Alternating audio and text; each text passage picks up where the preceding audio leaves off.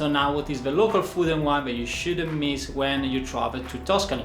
The first one that comes to my mind is the famous Fiorentina. This is a T-bone steak which is so gorgeous. One tip I can give you is that it usually comes in big portions. So if you are in two of you, you may want to think about sharing it. But you should start first the meal with an antipasto, which is usually a board with some cured meat, bruschetta, some olives. So basically everything that comes from Tuscany. If you are more into pasta, I highly suggest the PC pasta, which is a sort of a fat spaghetti, typically handmade, and it comes with either tomato or wild boar meat. The ribollita, which is a soup of bread and vegetable, is also one of my favorite dishes, especially during the cold days. Now, to mix everything, of course, there are plenty of wine options.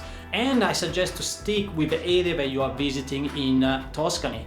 And what I mean here is that if you're visiting the Chianti area, stick with the Chianti. If you're visiting the Valdoccia, maybe Montepulciano, you can stick with the red wine that it comes from there. And you will be surprised even by the house wine that costs maybe 5-10 euros for a bottle, but it is so good. An amazing value for money, in my opinion. And then to finish off your meal, you should try the cantucci, which are crunchy biscuits, almond biscuits, dipped in vin santo, which is a sweet wine typical of Tuscany. It may sound a little bit weird if you never tried, but believe you me, it's gonna be a great experience. Most of the restaurants in Tuscany are family run, like a trattoria and osteria, and they can be absolutely great value for money. So you don't need to spend a ton of money to eat well in Tuscany, which is great. One of my favorite restaurants close to the property that we own in Tuscany is actually a road restaurant where lots of trucks stop there to eat. It was a hidden gem until a few years ago because you could have amazing food for really good money. It's not anymore, unfortunately. I visited a few months ago. It was absolutely packed, but still